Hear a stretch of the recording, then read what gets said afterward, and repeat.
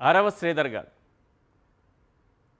Janasena MLA, మహిళల పట్ల అత్యంత గౌరవం కలిగినటువంటి మన పవన్ కళ్యాణ్ గారి పార్టీకి సంబంధించినటువంటి ఎమ్మెల్యే ఏం చేస్తున్నారు? ఓట్లేసి గెలిపించి వదిలేస్తే ఎలా వెళ్ళని అప్పుడప్పుడు వీళ్ళపైన ఒక కన్నేసి ఉంచండి, వీళ్ళు ఎవరిపైన కన్నేస్తున్నారనేది మనకు తెలుస్తుందని అందుకే అన్నాను. ఇప్పుడు నేను చూపించే ఆ దృశ్యాల్లో మీరు చూస్తున్నది అతని ముఖం మాత్రమే. ఆ దరిద్రాన్ని మనం చూపించలేం, ఆ చండాలాన్ని మనం చూపించలేం, ఆ అశ్లీలతను మనం చూపించలేం. కానీ అతను ఎంత దారుణంగా వ్యవహరిస్తున్నాడో, ఎంత నీచాతి నీచంగా వ్యవహరిస్తున్నాడో, ఒక మహిళ పట్ల ఎంత అసభ్యంగా ప్రవర్తిస్తున్నాడో ఆ దృశ్యాలే సాక్ష్యం. జనసేన ఎమ్మెల్యే అరవ శ్రీధర్ కీచక పర్వం ఇది. ఓ మహిళా ఉద్యోగిని అతను చాలా కాలంగా వేధిస్తున్నాడు. ఏడాదిన్నరగా ఆమెపై అత్యాచారం చేస్తున్నటువంటి విషయం ఇప్పుడు కలకలం రేపుతోంది. అన్నమయ్య జిల్లా రైల్వే కోడూరుకు చెందినటువంటి ఓ మహిళా ఉద్యోగిపై మన అరవ శ్రీధర్ గారు కన్నేశారు. ఫేస్బుక్ పరిచయం చేసుకుని తరచూ ఫోన్ చేసి ఆమెను వేధించడం మొదలుపెట్టారు. తన కోరిక తీర్చకపోతే 3 ఏళ్ల కుమారుణ్ణి చంపేస్తానని బెదిరించి ఆ మహిళను లొంగదీసుకున్నారు. ఎమ్మెల్యే వల్ల సదరు మహిళ గర్భవతి కావడంతో ఆమెను బెదిరించి అబార్షన్ సైతం చేయించినట్లు బయటపడింది. పెళ్లి చేసుకుంటానని నమ్మించిన ఎమ్మెల్యే శ్రీధర్ భర్తకు విడాకులు ఇవ్వాలని తరచూ ఆమెను బెదిరించడం మొదలుపెట్టారు. సార్, సాఫ్ట్వేర్ ఉద్యోగం చేస్తున్నటువంటి మహిళ భర్తకు కూడా తరచూ ఫోన్ చేసి వేధింపులకు గురి చేయడం మొదలుపెట్టారు. చూసారా ఎంత బిజీగా ఉన్నారో ప్రజాసేవలో?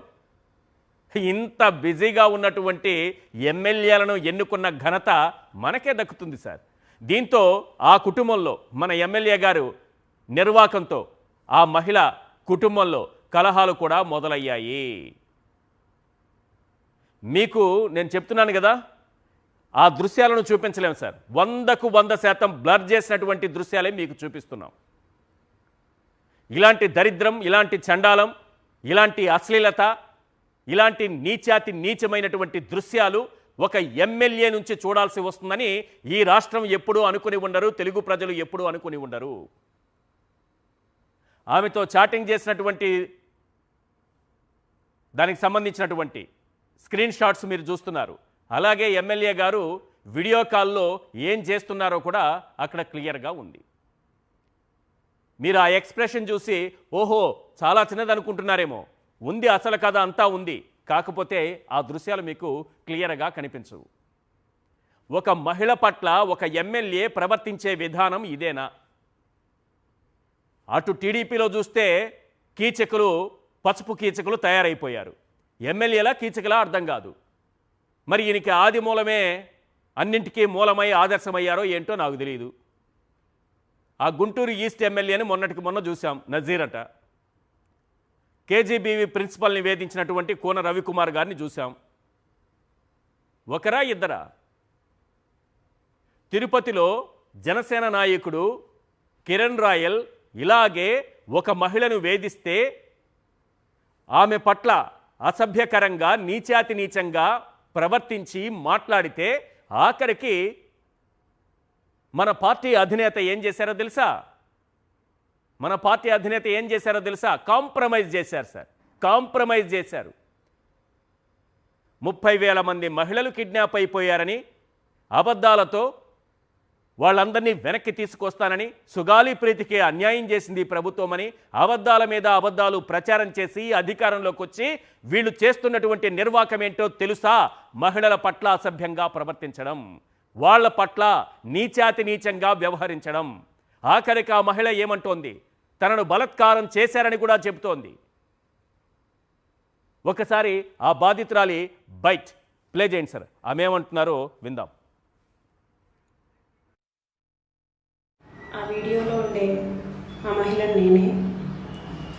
నేను రైల్వే కోడూరు కాన్స్టిట్యుయెన్సీలో గవర్నమెంట్ జాబ్ చేస్తూ ఉంటాను. గత సంవత్సరంన్నర ముందు రైల్వే కోడూరు కాన్స్టిట్యుయెన్సీ ఎమ్మెల్యే అయిన అరవ శ్రీధర్కి నేను కంగ్రాచ్యులేషన్స్ త్రూ ఫేస్బుక్ ద్వారా చెప్పడం జరిగింది.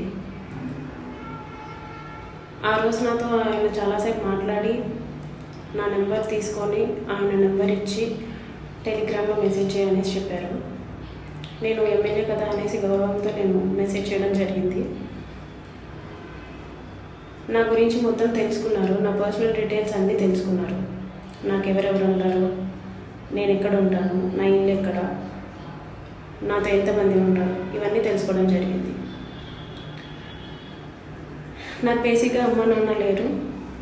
నా భర్త ఇన్ఫోసిస్లో పనిచేస్తారు హైదరాబాద్లో, కాబట్టి నాతో దూరంగా ఉంటూ వచ్చేవారు. నాకు ఒక బాబు ఉన్నాడు 3 సంవత్సరాలు. ఇవన్నీ నేను నా వైవాహిక జీవితం ఇలా ఉంది, నాకు అమ్మ నాన్న లేరు అని చెప్పుకుంటూ వచ్చాను. అదంతా తెలుసుకున్నారు. ఆ రోజు నుంచి నాతో ఆయన చెప్తూ వచ్చారు, నువ్వు ఇలాగా బాధపడద్దు, నీకెవరు లేరు అనేసి అనుకోవద్దు, నీకు నేనున్నాను, నువ్వేమి ఉంటారు కాదు, నీకు ఎటువంటి సిచ్యువేషన్లో అయినా సరే నేను ఉంటాను నీకు అని చెప్పేసి నాకు ఇలాంటి హామీలు ఇస్తూ వచ్చారు. కొద్ది రోజుల తర్వాత కలుద్దామనేసి నాతో అంటూ వచ్చారు. నేనేమో ఫస్ట్లో కలవలేను, నాకు ప్రాబ్లం అవుతుంది అనేసి నేను చెప్తూ వచ్చాను. కొద్ది రోజులకి ఆయన మాట తీరు అంతా మారిపోయింది. నన్ను బెదిరిస్తూ వచ్చారు, నువ్వు ఇప్పుడు కలుస్తావా లేదా, ఇది నా కొడుకు, నా కాన్స్టిట్యుయెన్సీ, నేను ఏమైనా చేయగలను, నీదొక చిన్న ఉద్యోగం అని చెప్పి నన్ను భయపెడుతూ వచ్చారు. నేను మెసేజ్ చేసింది June 14, 2024.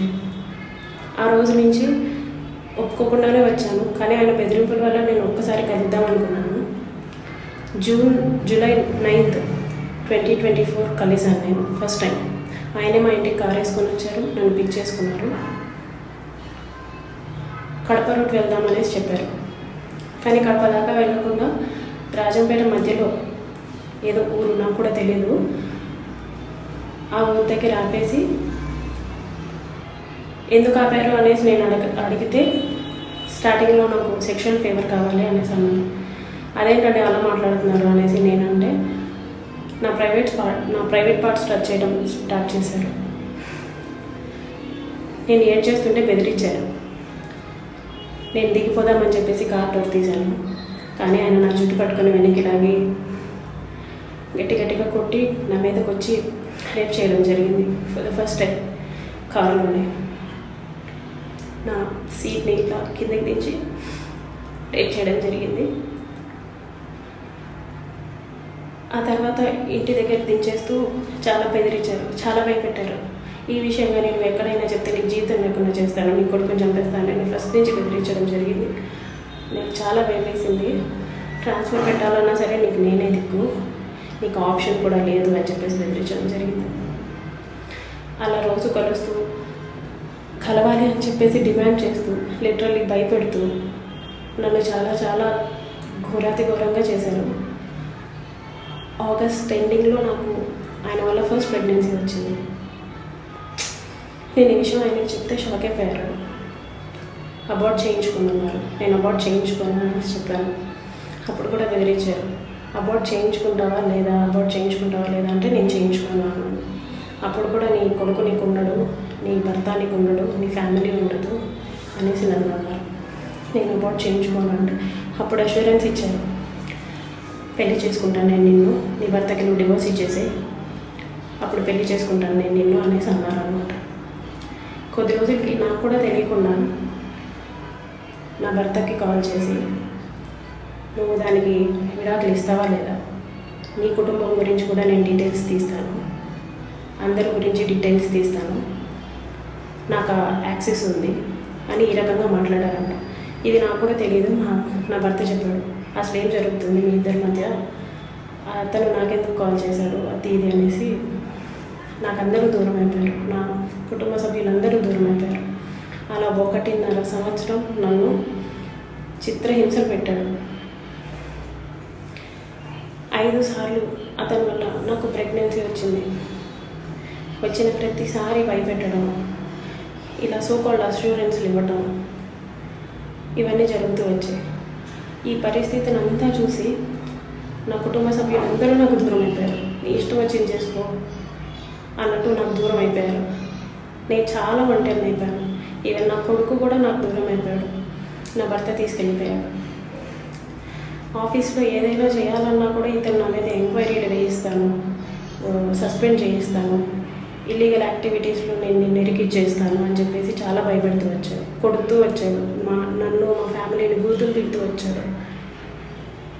అలా 1.5 సంవత్సరం జరిగింది. నాకు వీళ్ళందరూ దూరం అయిపోయారని తెలిసిన తర్వాత సడన్గా January 7th, 2026 ఆయన నన్ను పెళ్లి చేసుకోలేను, నేను ఇంకా చేసుకోను, నీ ఇష్టం వచ్చింది నువ్వు చేసుకో అనేసి నన్ను వదిలేశారు. చాలా అంటే చాలా దారుణంగా వదిలేశారు. ఇదండి నాకు జరిగింది.